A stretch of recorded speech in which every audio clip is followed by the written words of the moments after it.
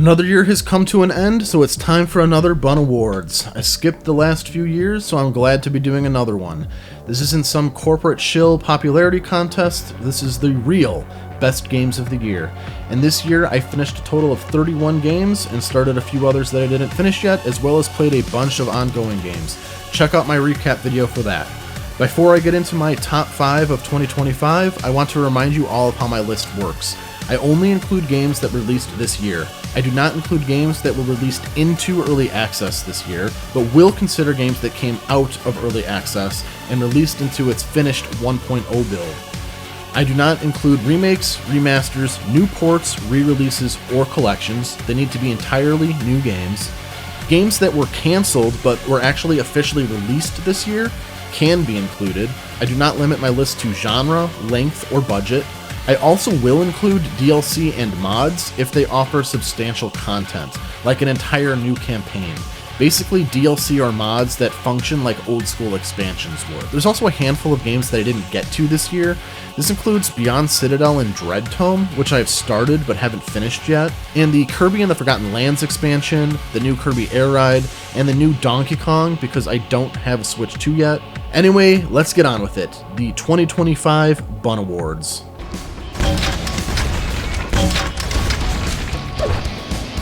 Coming in at number 5 is a mod, Quake 2 Call of the Void. I'm going to spend a bit more time on this entry because it doesn't have its own dedicated review to it. Quake is a unique franchise in that the series didn't really come together with any kind of narrative cohesion until recently. The first Quake, developed by id Software, released in 1996. It was a gritty, medieval horror fantasy with monsters and locations influenced by Lovecraft. It had official expansions, Scourge of Armagon, developed by Hypnotic Interactive, and Dissolution of Eternity, developed by Rogue Entertainment, both released in 1997. Dimension of the Past, developed by Machine Games, which was released in 2016. And lastly, Dimension of the Machine, which was also developed by Machine Games, which released in 2021. Quake 2, which was developed by id Software, was released in 1997 and featured a completely different aesthetic, story, and vibe. Instead of Lovecraftian horrors in a gothic medieval setting, you fought a race of biotechno aliens known as the Strogg in a more generic sci-fi setting. The Strogg essentially function as a hive mind, reproducing through a method of technological assimilation with dead and dismembered humans in a process called Stroggification. The fast-paced, action-first gameplay is similar to the original, but the world and tone are vastly different. Quake 2 had official expansions The Reckoning, developed by Zaytrix Entertainment, and Ground Zero, developed by Rogue Entertainment, both released in 1998. Quake 2 64, which was developed by Midway Games, and despite its name, is not a port of Quake 2 for the N64, but a standalone game featuring a unique story and levels, originally released for the N64 in 1999. And Call of the Machine, developed by Machine Games, released in 2023. Quake 4, developed by Ravensoft, released in 2005 and is a direct sequel to Quake 2, doubling down on the horror and expanding the story and world of the Strogg invasion. Enemy Territory Quake Wars, developed by Splash Damage and released in 2007, is a multiplayer-only game taking place in the world of Quake 2 and 4. And then Quake 3, developed by id Software and released in 1999, Quake Live, developed by id Software, released in 2010, and Quake Champions, developed by id Software, released in 2022, are competitive multiplayer titles offering very little in terms of story and only offer very loose lore tying some elements of Quake 1 and 2 together to justify the inclusion of certain characters. Call of the Machine did the most to connect Quake and Quake 2, featuring a level which shows the Strogg investing in Splitgate technology and an ancient Lovecraftian-esque structure to summon Shamblers, depicting an alliance between the forces of Quake and the Strogg. That's enough of the history lesson. You might be asking, what the fuck is he going on about? Why am I even talking about this? Because I think it's important to understand the relatively disjointed history of Quake's development and lore. For years, Quake 1 and Quake 2 and 4 were just thought of different things, and the possibility of the two sets of lore connecting wasn't really a thing until relatively recently. Then came Call of the Void. Call of the Void acts as a sort of sequel to Call of the Machine. It's an unofficial mod for the Quake 2 re-release developed by Rest in Pixels and released this year. And for a mod, The quality is top notch. In my opinion, it might as well be an official release because it is polished and extremely well made. Installing the mod even adds it as a separate campaign in the main menu so that you can play it like any other Quake 2 campaign. It's very impressive presentation. Gameplay wise, it's Quake 2. If you've ever played Quake 2, you know what you're getting into. Fast, frantic FPS action with rewarding challenge and a plethora of fun guns to use and kill a variety of well-designed enemies. Learning how different enemies work and strategies to beat them is a blast. The level design is great, featuring throwbacks to parts of Quake 1 and Quake 2, even featuring Hangar 18 from Megadeth's Rust in Peace. Metal as fuck. But what really sets Call of the Void apart is the creative way that it merges Quake 1 and Quake 2. It goes all in on the idea of the forces of Quake allying themselves with the Strogg in the war against humanity. Although alliance might not be the most accurate word, as Quake's army have been fully Stroggified, mutilated and transformed with robotics to join the Strogg hive mind, new and improved. You see full-on Stroggification factories butchering and transforming the various monsters, similar to what is being shown to the humans in Quake 2 and 4. The way the mod Stroggifies some of these monsters is brilliant. For example, the Fiends in Quake are known for leaping at you and attacking up close. They have been fused with Quake 2's Medic, giving them metal legs and the Medic's arm, making its leap far more threatening with enhanced range and a ground pound attack. Or, my absolute favorite, the Shambler, combined with the Medic, which swaps the Shambler's arm for 2 lightning guns. The decision to swap the Shambler, whose main attack in Quake 1 is lightning, arms with lightning guns was brilliant and perfectly emphasizes the core trait of the Shambler's attacks and honestly shows a deep understanding of the bestiaries of both Quake 1 and Quake 2 and shows the devs really put thought into how these hybrids should function. Overall, it's a brilliant mod, a lot of fun, very much worth playing if you are a Quake fan. Rust in Pixels has updated the mod since it first released, adding more enemy types and fixing some bugs, so it shows that the devs are committed to expanding upon the mod even more. I honestly think that Bethesda should update Quake 2 to add Call of the Void in as an official expansion. Super quality mod and one of my favorite new releases of 2025.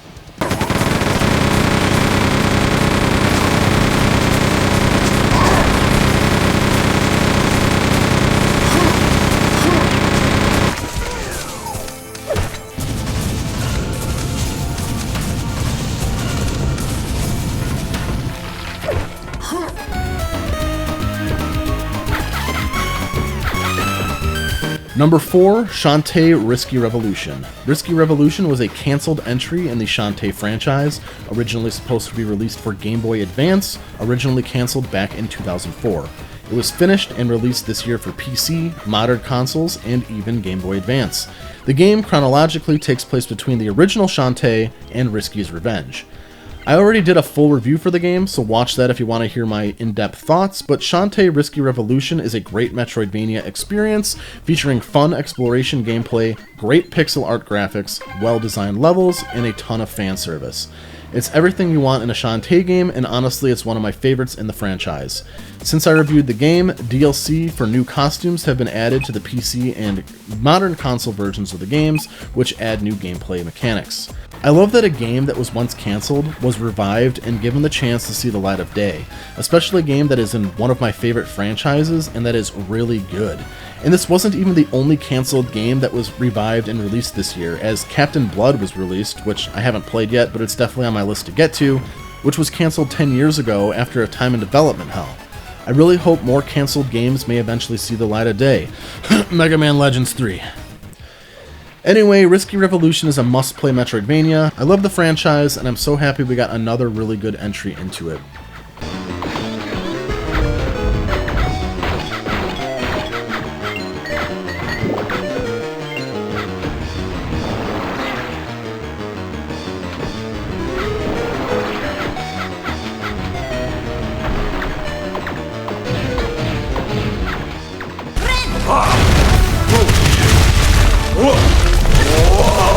Number 3 is Hollow Knight Silksong. I can already see the hate pitchforks that this isn't high enough on my list. Silksong is the sequel to Hollow Knight, which was my game of the year for 2017, and I genuinely love it. It's a fantastic game, and of the games that were nominated for the official VGAs, it is the one that I wanted to see win Game of the Year. It features incredible art direction, fantastic music, and fine-tuned, fun, complex, and challenging gameplay, set in a world that is genuinely fun to explore. The bosses are the best part. Learning their attack patterns and overcoming their challenge, there are some really difficult and creative ones that will push your skills to the fullest. One thing I forgot to mention in my full review is that Silksong features these arena rooms, which add even more combat opportunity to an already dense game and give you a chance to see just how robust the combat in Silksong can be. This is another game that I did a full review for, so please watch that video to hear me go into depth, but Hollow Knight Silksong is a must-play for everybody after you play the original Hollow Knight. A masterclass in Metroidvanias and a gold standard for indie games, Team Cherry has created another masterpiece, and I can't recommend Silksong enough.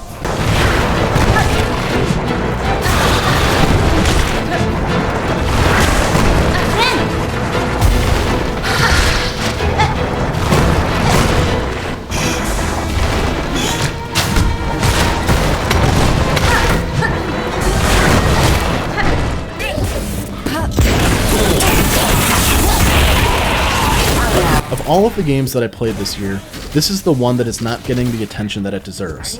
It seems like nobody is talking about it, and it's one of the very best games I've played all year. Viscera Fest.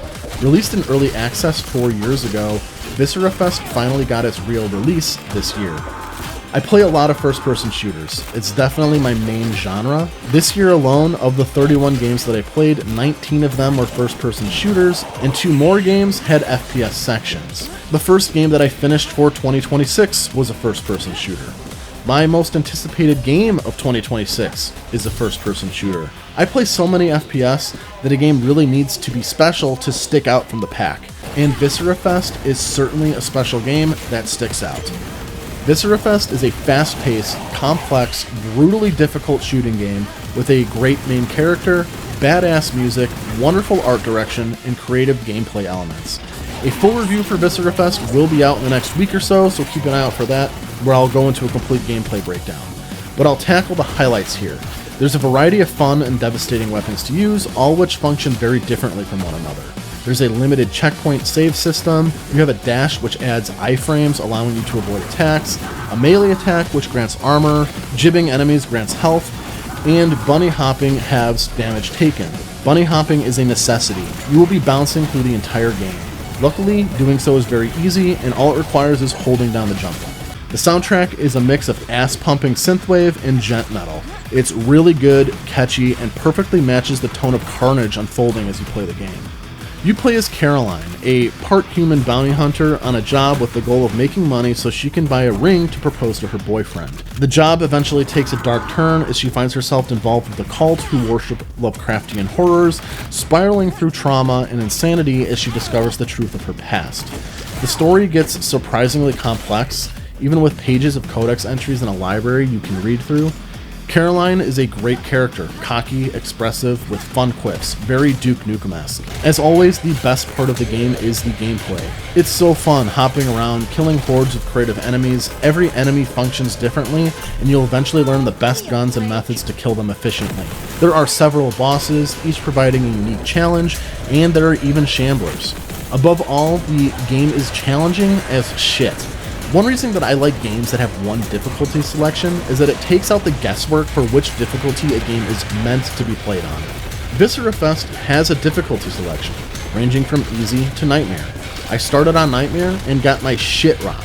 When it comes to boomer shooters, sometimes the hardest difficulty is meant to be like a complete bullshit, unfair challenge difficulty. Like in classic Doom, ultra-violence is really the intended balanced difficulty, and Nightmare is the bullshit challenge difficulty, or the mode for multiplayer, not really the mode that the developers intended you to play on. So I asked on Twitter and on the Steam forums, what is the intended difficulty of Viscera Fest? And I was told by the developers that Nightmare is the intended difficulty. That's what the game was balanced around, and what offers the intended experience that the developers want for the players. So I stuck with Nightmare, and it was brutal. I died 665 times before finishing the game, and I'm so happy that I stuck with Nightmare because overcoming every challenge felt so rewarding, and I could feel myself improving as I played. I rage quit a couple times.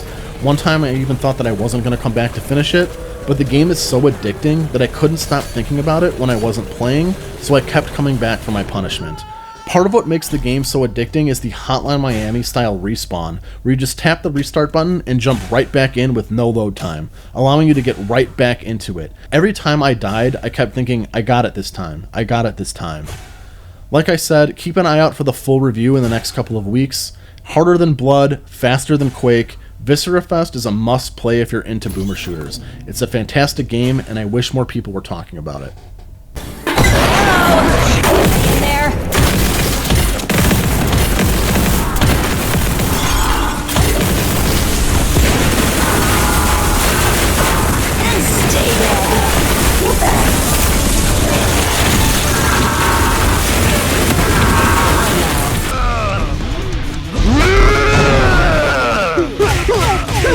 And here we are at number 1, the best game of 2025, Taiwan Cool Fox.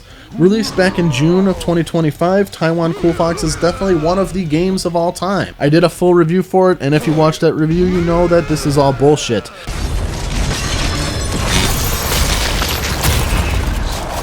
The game of the year of 2025 is Doom: The Dark Ages. The king of FPS strikes again, delivering a fantastic new entry into the Doom series. This was a game that I was skeptical of and critical of leading up to release, and I got shut up hard with how good the game turned out. Every critique I had prior to release was proven false, and I was very happy to have been proven wrong. Like every year, Doom was once again snubbed by the official Game Awards, but I don't care because as a Doom fan, I am immensely satisfied. Doom: The Dark Ages made drastic changes compared to previous entry Doom Eternal. Combat shifted from dashing and quick-swapping weapon combos to one of parrying, melee to gun combos, and a weightier feel, but still providing a fast, complex, and action-packed experience that I want from a Doom release. Levels are well designed, guns are all fun to use, and enemies are varied and expertly tuned. It's slightly more story-focused this time, but not at the detriment of the game. The set pieces do add something new and admittedly kind of weird for Doom, but I also didn't feel like they were obtrusive or detract too much from the core game design. It also has the best boss fights in the franchise, and in my opinion, a fantastic soundtrack. One of the coolest new additions was the Cosmic Realm, which introduced a new Lovecraftian-style world to fight your way through, with new hybrid-style demons, which provided an interesting challenge. I still believe Doom: The Dark Ages was originally meant to be a Quake game, or at the very least is leading into a Quake crossover or reboot, hopefully which will take fruition in the new DLC coming next year. Speaking of DLC, I'm really looking forward to that next year. Expect a review for it. Anyways, Doom: The Dark Ages is my favorite game of 2025. An excellent new entry into my favorite game franchise that provides an incredibly fun and robust gameplay experience. I wish the greater gaming community cared more about Doom because the series are definitely the gold standard when it comes to gameplay-first game design. id Software continues to prove that they understand exactly what the fans of Doom want, even if they don't know that they want it.